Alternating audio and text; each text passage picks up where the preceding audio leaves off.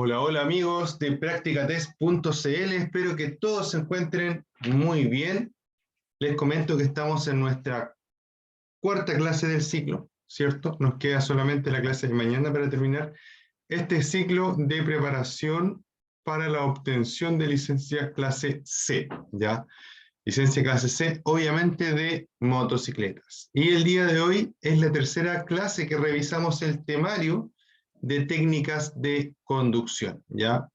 Tercera clase que revisamos el temario de técnicas de conducción. Recuerden que no necesariamente vemos todos los temas que aparecen en el temario.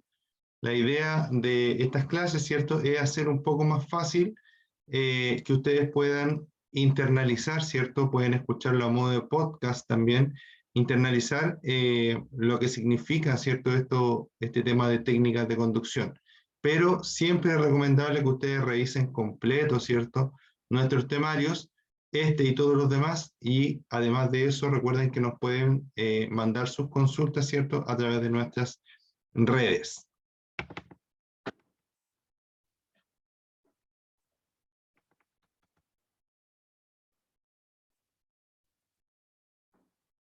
Tengo el computador un poquito lento.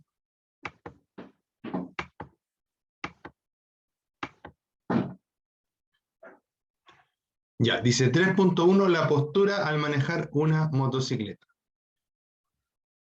Eso lo vimos, ¿cierto?, hace dos clases atrás. Y habíamos empezado a ver el tema de adelantamiento, ¿ya? Vamos a repasar un poquito de adelantamiento para continuar con lo que sigue de esta clase.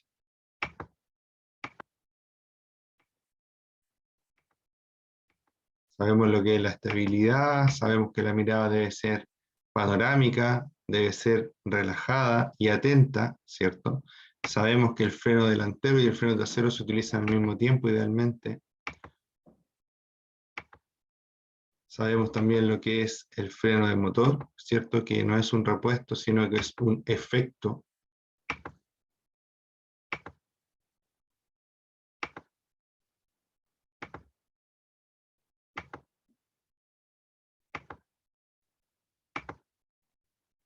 Freno de motor, ahí está, ya para que lo vuelvan a revisar si quieren revisarlo, si quieren recordar lo que estuvimos hablando en esa clase.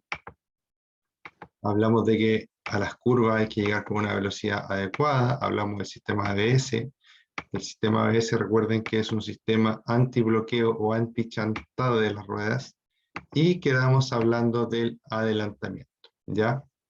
Principalmente que el adelantamiento tiene tres etapas, que serían antes de adelantar, en donde tú principalmente te tienes que fijar en que el espacio que tú vas a usar para adelantar se encuentre en ese momento disponible. Además de eso, tienes que señalizar la maniobra y tienes que escoger la potencia adecuada de tu moto. ¿Cómo puedes obtener mejor aceleración de tu moto? Bajando un cambio, ¿ya? Después tuvimos que durante el adelantamiento, ¿cierto? Tenemos este tema del campo de fuerza, ¿cierto? Que no es más que siempre dejar una distancia de seguridad con respecto al vehículo que se está adelantando, ¿ya? Y después del adelantamiento, ¿cierto? Para poder volver al espacio que nosotros queremos, fijarse siempre en que nuestro adelantamiento haya sido efectivo.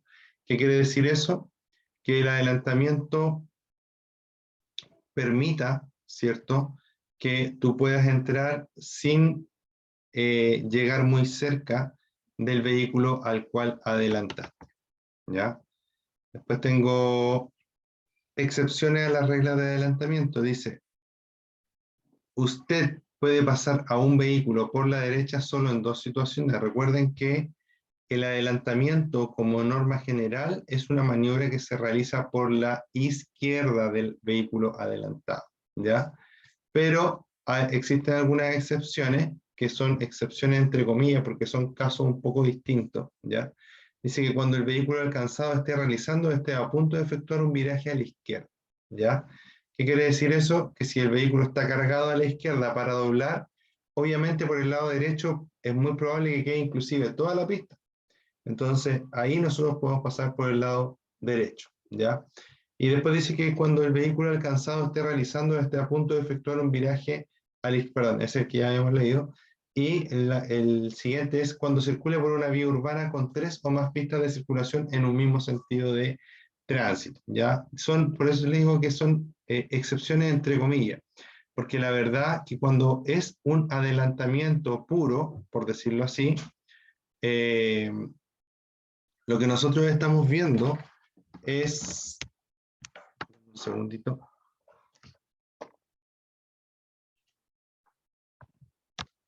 ahí sí.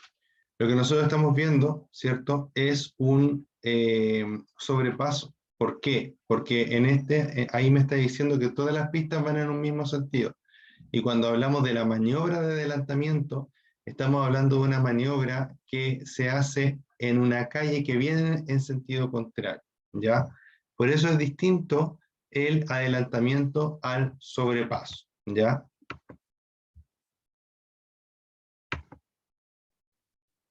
A veces se dan un poquito estas como confusiones, entre comillas, porque la normativa, el libro, los textos, ¿cierto? Tratan de explicarlo de muchas formas distintas para que todas las personas lo puedan entender, ¿ya?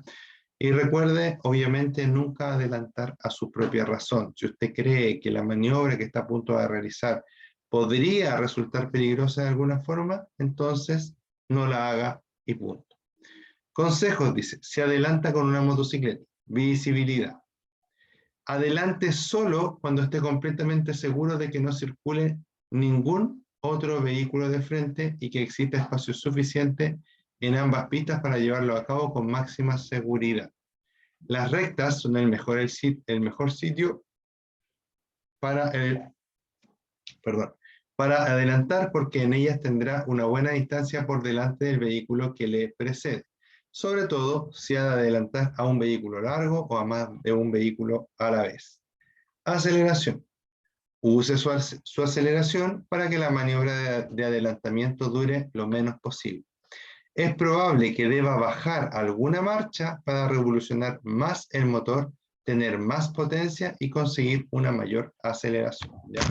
En fondo está explicando simplemente lo que ya habíamos visto anteriormente.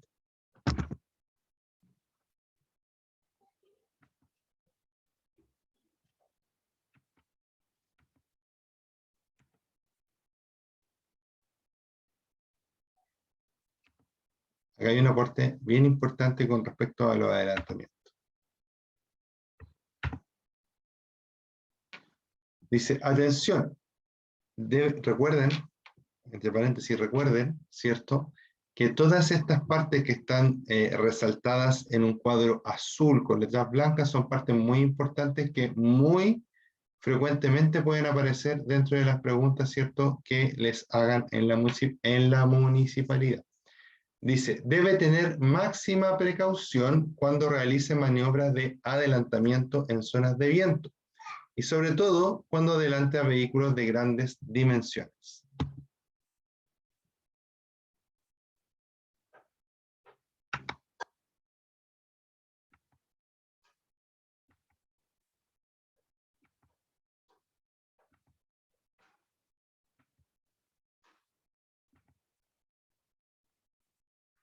Excepciones a las reglas de adelantamiento.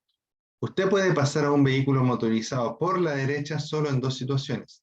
Cuando el vehículo alcanzado esté a punto de efectuar un viraje a la izquierda y cuando circule por una vía urbana con 3 o más pistas de circulación con un mismo sentido de tránsito. Es importante mencionar que se puede adelantar a los vehículos por la derecha debido a que los vehículos deben circular por la izquierda de la calzada cuando hay una vía exclusiva de transporte público. En este caso debes guardar la distancia obligatoria de 1.5 metros. Sobrepasar, ¿ya? Esto es importante. Recuerden, hay una diferencia entre adelantamiento y sobrepaso. El adelantamiento es la maniobra que se realiza como norma general por el lado izquierdo y por una vía que viene en sentido contrario. Eso es un adelantamiento. El sobrepaso es ponerse adelante o pasar a otro vehículo, ¿cierto? Cada uno por su vía. y después me puedo cambiar de vía. Ya no hay problema con eso. Sobrepasar es cuando hay más de una pista en el mismo sentido de tránsito, ya se puede sobrepasar. Dice, las normas vigentes distinguen estos adelantamientos de aquellos que se realizan traspasando el eje de la calzada. El eje de la calzada es el que divide hacia la derecha, hacia la izquierda, los sentidos de tránsito, denominándolo maniobras de sobrepaso. Así se entiende que usted sobrepasa a otro vehículo cuando se sitúa delante de él sin invadir la pista de sentido contrario. Legalmente, estas maniobras no constituyen adelantamiento, ¿ya? Eso hay que tenerlo muy claro, ¿ya? Porque hay veces que las personas actúan de forma extraña, por ejemplo, que esperan para pasar por el lado izquierdo cuando podrían haber pasado por el lado derecho, porque dicen, no, es que se adelanta por la izquierda. Pero resulta que están en una carretera y todas las vías van en el mismo sentido de tránsito. Ahí se puede adelantar por cualquier lado, ya está permitido. Porque para la ley eso no es un adelantamiento puro, sino que más bien es un sobrepaso, ya, un sobrepaso. Dice, usted no debe efectuar esta maniobra de sobrepaso fuera de la calzada, es decir, ¿puedo sobrepasar por la berma? No, por ningún motivo, ni por la cuneta, ni por la vereda, no, por ningún motivo. Solamente por las vías destinadas a la circulación de vehículos. Sin embargo, esta parte también es importante.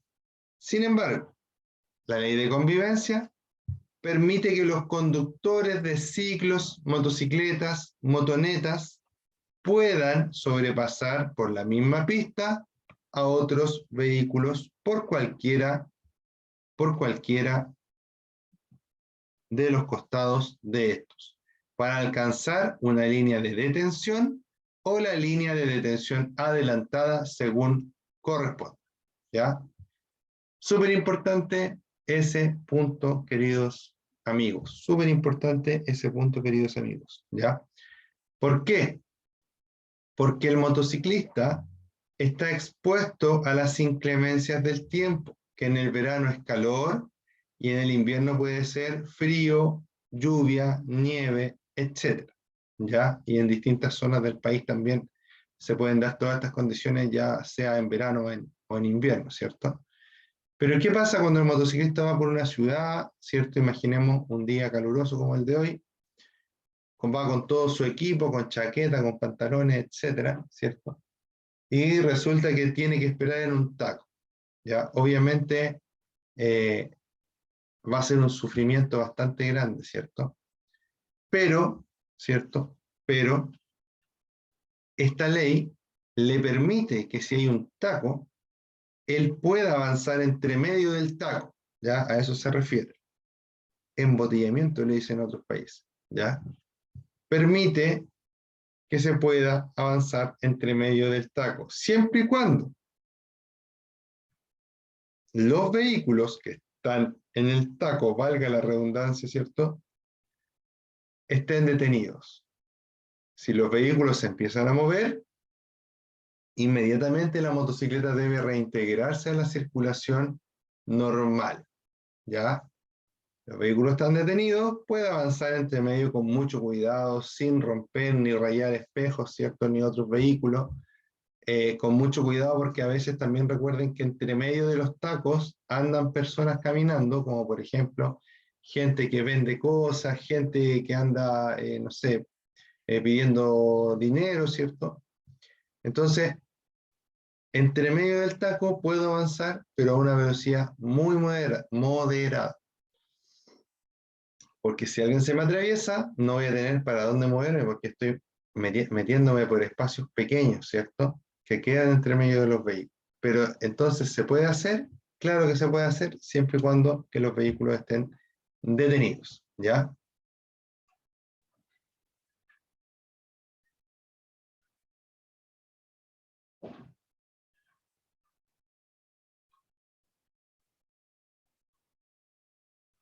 Dice, esta maniobra deberá efectuarse a una velocidad moderada tomando las precauciones necesarias, siempre que los vehículos sobrepasados se encuentren detenidos, ya detenidos.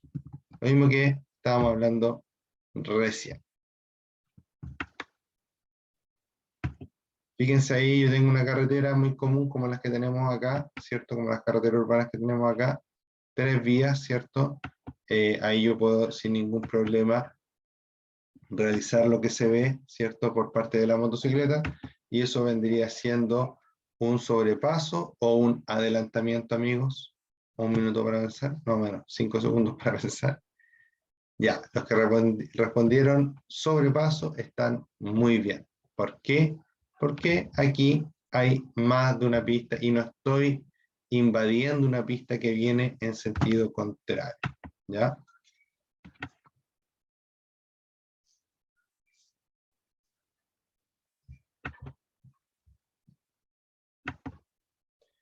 Ya, aquí hay un ejercicio mental, entre comillas. ¿Ya?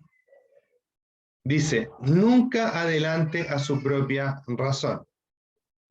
Ejemplo, suponga que usted circula a 90 km por hora y que va a adelantar al vehículo que le precede. Suponga que usted circula a 90 km por hora y que va a adelantar al vehículo que le precede, es decir, el vehículo que va adelante suyo. De pronto, a 350 metros de distancia, aparece un vehículo que viene en sentido contrario y que también marcha a 90 km por hora. Luego dice, el adelantamiento tarda 8 segundos. 3. En ese tiempo, usted y el vehículo que viene en contra recorren cada uno 200 metros. El vehículo adelantado recorre 160 metros. El siniestro es un hecho, ¿ya? Siniestro o accidente. Recuerden, ¿cierto?, que cuando viene un vehículo de frente jamás te va a adelantar. Es decir, esta maniobra debió haber terminado en el punto número 1. Cuando dice, suponga que usted circula a 90 km por hora y va a adelantar a un vehículo que le precede. Ahí usted lo pensó, pero en el punto 1 dice, de pronto, a 350 metros, aparece un vehículo que viene en sentido contrario. Hasta ahí, ¡pum! Se me olvidó que quería adelantar. No adelanto. ¿Ya? En ese punto ya no adelanto. ¿Por qué? Porque viene un vehículo. ¿Y por qué no adelanto? Porque para el ser humano, lo digo creo que casi todas las clases, es imposible poder determinar la velocidad a la cual se acerca ese vehículo. Es imposible además poder saber, es imposible además poder saber, ¿cierto?, cuánta distancia hay entre los dos. Entonces, ya no sabiendo esos dos datos, adelantar es jugar, ¿cierto?, a la ruleta rusa con mi vida. Jugar al quino con mi vida. O sea, si me va bien, bien, y si me va mal, me morí. ¿Ya? No es la idea. Siempre que ustedes vean un vehículo que viene acercándose de frente, no adelanten y listo. Se va a demorar a lo mejor 10 segundos en pasar el vehículo. ¡Pum! Listo. ¿Ya? Imagínense, aquí dice que el adelantamiento tarda 8 segundos.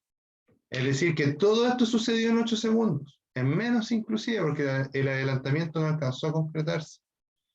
Es decir, que lo que más podría haber perdido esta persona que terminó chocando y probablemente muriendo, eran 10 segundos de su vida. ¿Se entiende? Hay algo que mi mamá me enseñaba cuando yo era chico y quería cruzar la calle, que me quedó muy grabado para siempre, y me imagino que sus mamás muchas veces también se lo dijeron, que más vale perder un minuto en la vida que la vida en un minuto, ¿ya? Y eso es muy aplicable al caso, lo que nos vamos a segundos, porque las cosas pasan así. muy rápido, ¿ya? Entonces, mucho ojo con ello.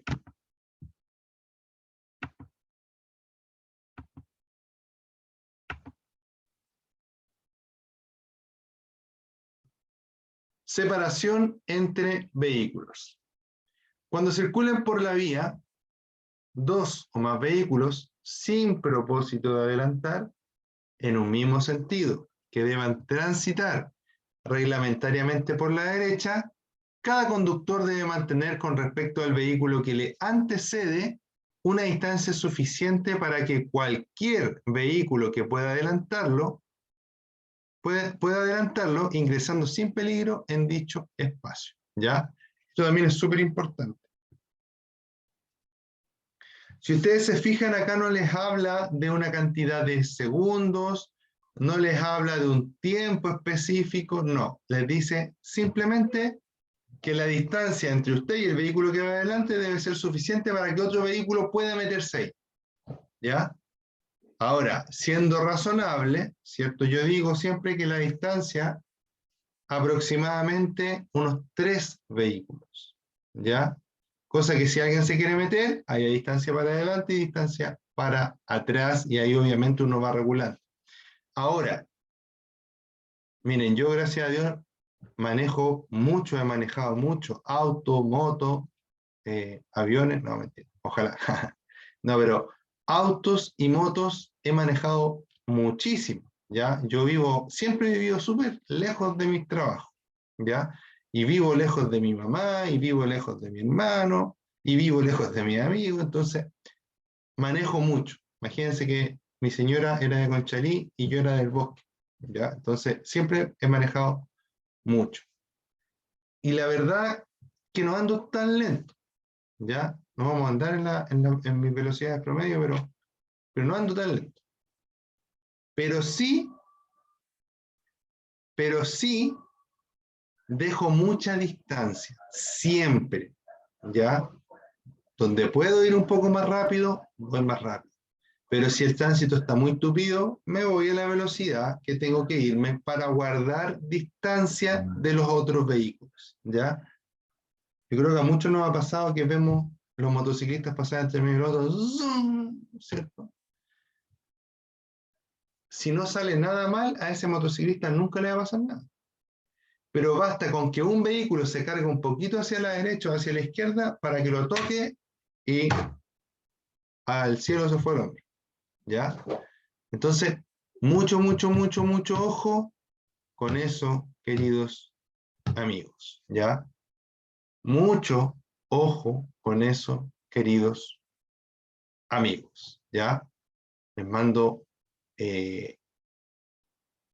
un saludo, no sé cómo decirlo, les mando un mensaje, ¿ya? Con respecto a esto, ¿ya? La distancia, ahí sí, eso es un mensaje, ¿ya? A veces se me van un poquito las palabras. La distancia, chiquillos, es muy importante. Claro que es importante respetar las velocidades, ¿cierto? Observar, mirar, estar atento, tener tu vehículo en buenas condiciones técnicas, ¿cierto? Pero una de las cosas más importantes, en conjunto con todo lo demás, es la distancia. Deja distancia de todo lo que te rodea, porque eso te va a dar tiempo para poder reaccionar, distancia para poder reaccionar. Conducción en curvas, dice. Un vehículo que se aproxima a una curva tiende a continuar su desplazamiento en línea recta, ¿ya? Es decir, el vehículo quiere ir recto, pero nosotros queremos doblar suavemente, ¿ya? La magnitud de la fuerza centrífuga o fuerza lateral que en una curva tiende a sacarlo de la carretera depende directamente de la velocidad y de lo cerrada que sea la curva. Un buen consejo es que reduzca la velocidad antes de la curva y que contrarreste la fuerza centrífuga adoptando una posición inclinada. Para enfrentar el manejo, ¿cierto?, de una motocicleta en una curva, es esencial mirar al punto de fuga. Aquí vamos a hacer un stop, que es el punto de fuga. El punto de fuga es donde se junta el lado derecho con el lado izquierdo de la calle. ¿Por qué se junta? Cuando estamos mirando en un camino recto, se junta muy lejos, ya prácticamente no lo vemos donde se junta, ¿ya? Pero cuando estamos viendo algo muy cerca, ¿cierto? O sea, perdón, cuando estamos viendo una curva muy cerrada, no algo muy cerca, vamos a ver el punto de fuga muy cerca. ¿Por qué? Porque la calle está haciendo esto. Entonces, como nosotros no vemos, vamos a ver que se va a juntar muy cerca de nosotros.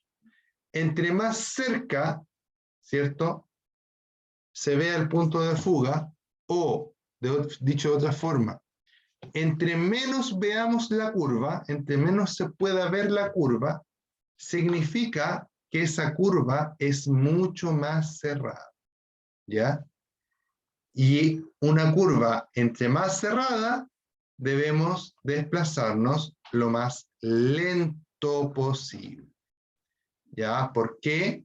Porque esto nos va a permitir que las fuerzas que están tirando a la moto derecho, que las fuerzas que están afectando, ¿cierto?, nuestro desplazamiento, nuestro cuerpo, que nos quieren sacar para afuera de la curva, sean menores y más fáciles de dominar, ¿ya? Muy importante, chiquillo, los neumáticos que nosotros utilizamos, ¿ya? Muy importante, chiquillo, los neumáticos que nosotros utilizamos, porque los neumáticos que utilizamos son el único contacto que nosotros tenemos con el piso, la única forma que tenemos de agarrarnos al piso y hacia donde queremos ir, ¿ya? Entonces, cuando compren neumáticos, no compren el más barato, ¿ya? Hagan un estudio de mercado. Obviamente no siempre podemos comprar el mejor neumático, ¿cierto? El más caro, doble compuesto, etcétera, ¿cierto? No siempre. Pero, ¿cierto? Pero no nos vamos por lo más barato siempre. Si podemos comprar algo de un poquito mejor calidad, tratemos de hacerlo, porque puede ser la diferencia entre la vida y la muerte. Inclusive la diferencia entre un porrazo y no, ¿cierto? Porque imagínense ya, imaginemos que me ahorro 100.000 pesos en un neumático, compro el neumático más malo, más barato, más ordinario. No quiere decir que porque sea caro sea bueno, ojo, por eso les digo, hagan un estudio de mercado, vean cuáles son las marcas que se están comportando mejor. Ahora, ¿qué es lo que va a pasar? Va a pasar, ¿cierto?, que nosotros, imagínense que compraron un neumático malo, perdieron adherencia en la curva, se cayeron, y esas luquitas que ahorraron las van a tener que gastar en comprar carenados, en comprar manillas, etc. ¿Ya? En cambio, si compra un buen neumático, a lo mejor ese accidente no va a suceder, y la moto va a estar intacta y no voy a estar gastando plata. Entonces, por eso les digo yo siempre que lo que ustedes gasten en la moto y en la seguridad y en que sea mejor su conducción, hablemos de un curso, hablemos de preparación técnica, hablemos de mejorar la moto, de ponerle mejores neumáticos, de revisar sus frenos, etc. Todo lo que pueden gastar en ese espectro, ¿cierto?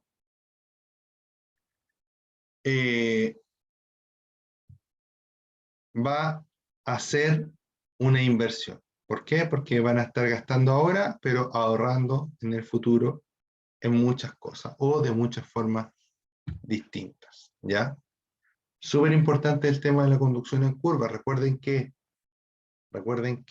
el punto de fuga o donde se juntan las calles les da información de si la curva es muy cerrada o muy abierta. Recuerden que se frena antes de la curva, y cuando vayan recorriendo la curva deben acelerar, pero muy suavemente, ¿ya?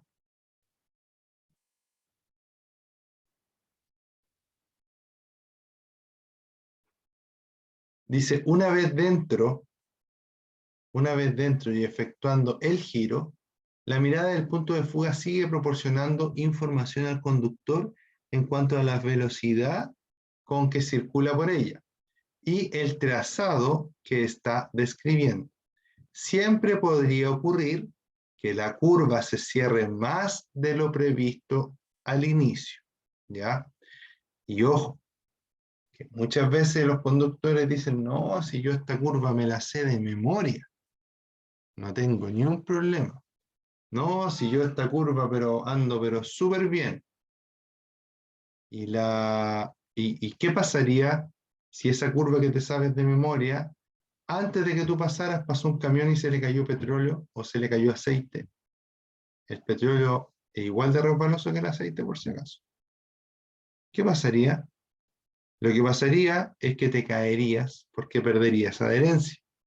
Por eso siempre a las curvas, chiquillos, hay que tenerle mucho respeto, mucho cuidado, ¿ya? Muchos accidentes pasan en curvas. Y siempre que empecemos a transitar por curvas, ¿cierto? Por zonas de curvas, empezar siempre de muy menos a más, pero de muy menos, muy lento, una progresión muy lenta, ¿ya? Siempre teniendo en cuenta que las condiciones de la calle pueden cambiar de un segundo a otro. Es por eso que si uno quiere pistear, debe hacerlo en un espacio controlado, ¿ya?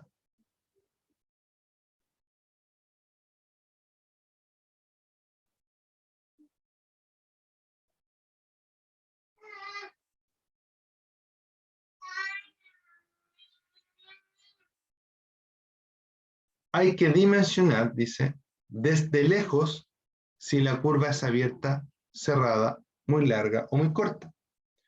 Con estos datos visuales se debe decidir un proyecto de maniobra. Esto es, saber la velocidad a la cual voy y saber el trazado que voy a realizar. Puedo empezar por el borde interno e irme abriendo, ¿cierto? Hasta el borde externo de la curva. Puedo empezar por el borde externo, irme cerrando hasta el borde interno de la curva. Puedo tratar de ir siempre por el medio de la pista, ¿cierto? De la calle, de la calzada, ¿ya? Eso es lo que nosotros tenemos que ir decidiendo, sabiendo siempre, con mucho cuidado.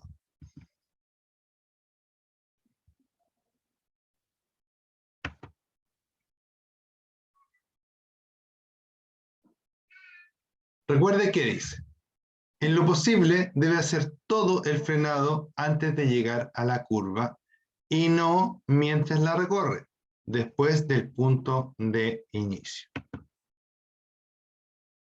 Si es necesario frenar mientras va en la curva, hacerlo lo más suave posible con el freno delantero en gran medida y usar el freno trasero solo para corregir la trayectoria. En caso de emergencia, esto quiere decir cerrar más la curva, ¿ya? Obviamente, ojalá nunca frenemos en las curvas. Ojalá nunca frenemos en las curvas. ¿Por qué? Porque si usted frena en la curva, hay muchas probabilidades de que usted termine en el piso. Si al virar la rueda trasera resbala, gire cuidadosamente en el sentido de la patinada. Es decir, si la rueda trasera se va deslizando junto con mi trasero, ¿cierto? Hacia la derecha, doblo hacia la derecha, cosa que la moto siga en ese sentido completo. Porque si yo doblo para acá, lo que va a pasar es que la moto va a hacer un trompo. Es muy parecido a la técnica que usan los vehículos de rally. Cuando se van yendo de cola, ¿cierto? Doblan las ruedas para el mismo lado y el auto se empieza a deslizar de costado. Debe mantener siempre el trazado dentro de la pista que le corresponde. Es por eso que se hace necesario llegar a la curva a una velocidad reducida. Un exceso de velocidad puede producir tomar la curva muy abierta, cambiarse de pista y chocar contra otro vehículo o contra las barreras de contención.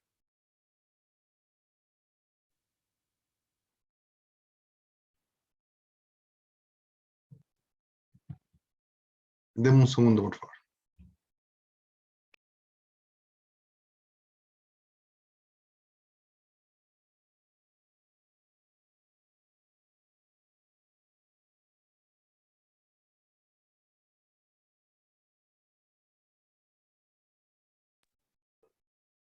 Listo, volví.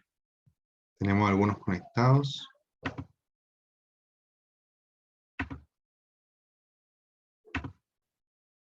Carlos Rodrigo Oyarzo, un saludo para ustedes.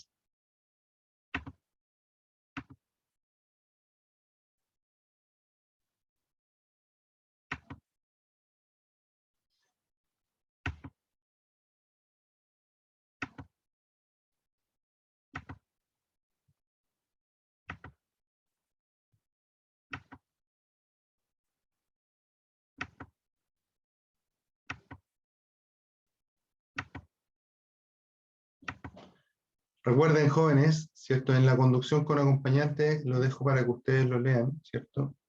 Pero sí, recuerden siempre que el acompañante y el conductor van igual de expuestos. Incluso yo diría que el acompañante va hasta más expuesto que el conductor.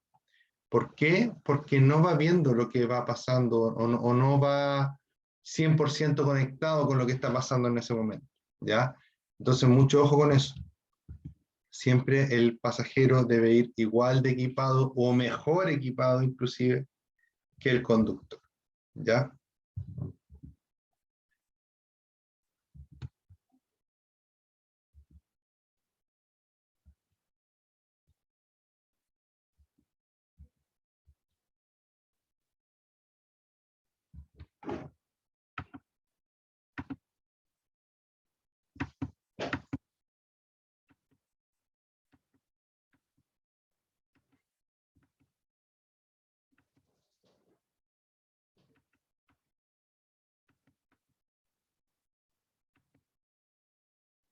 Cuando circulen con pasajeros, ¿ya? Recuerden que es muy importante poder hacer un lenguaje con él. Recuerden que en la moto, si es que no tienen intercomunicadores, y aunque los tengan, a veces es un poco complejo poder conversar entre el piloto y el copiloto, ¿ya? Entonces hay ciertas cosas que siempre van a pasar. Por ejemplo, quiero ir al baño, quiero comer, quiero parar, quiero descansar, etc. Para eso pueden hacer una serie de señales, ojalá que no sean tantas tampoco para que no haya tanto margen a la confusión, ¿cierto? En las que, por ejemplo, tocándole el codo o tocándole el muslo al conductor, el conductor sepa lo que el pasajero quiere y viceversa, ¿ya? Así que ojo con eso. Algo importante, ¿cierto? Que no quiero dejar de mencionar, es el tema de las condiciones climáticas adversas, que para mí es muy importante.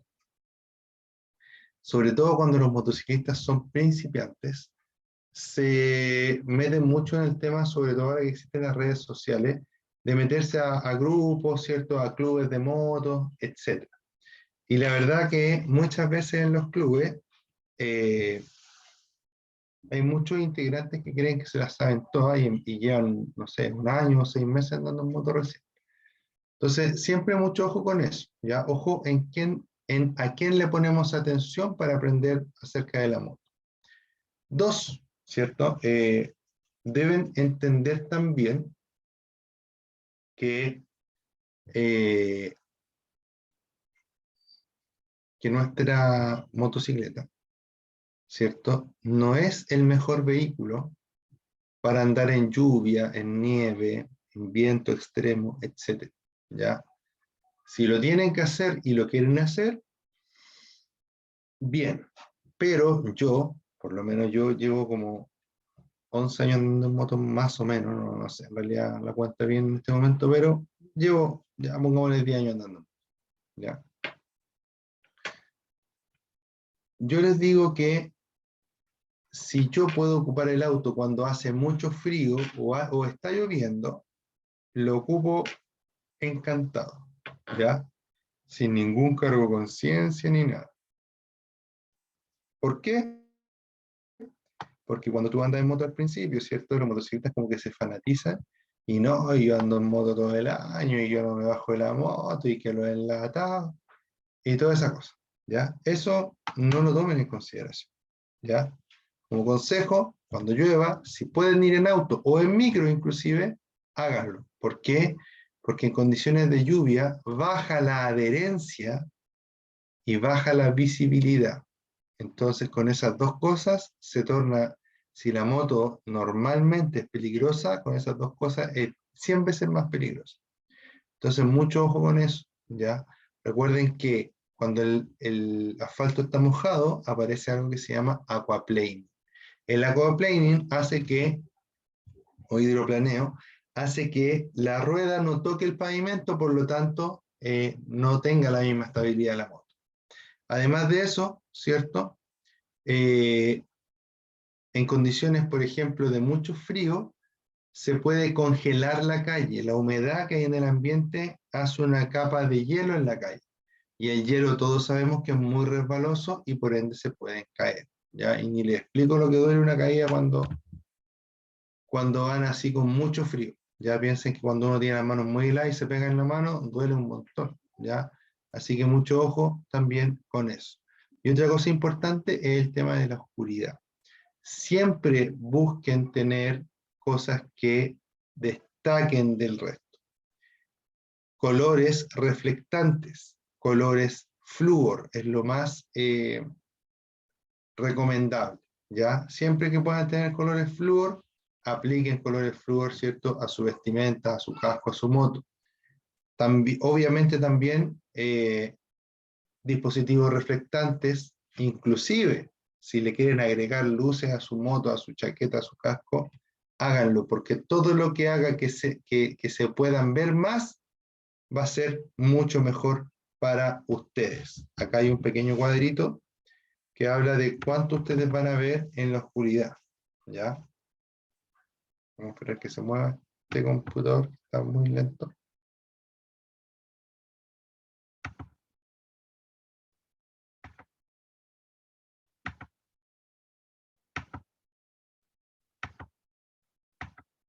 Y esto es lo último que vamos a hablar el día de hoy. Me pasé.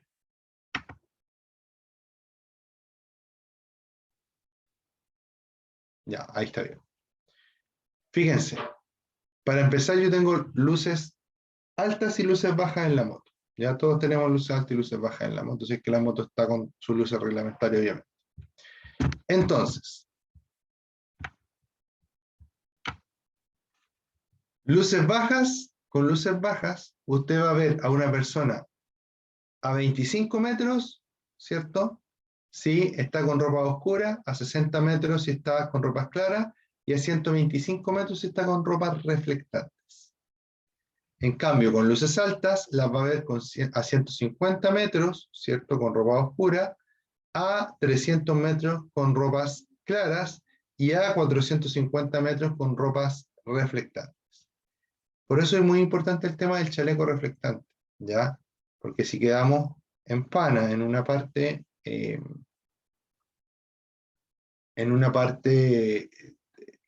con muchos vehículos, ¿cierto? Nos van a poder ver de mucha distancia, ¿ya? Entonces, obviamente, hay menos probabilidades que nos atropellen.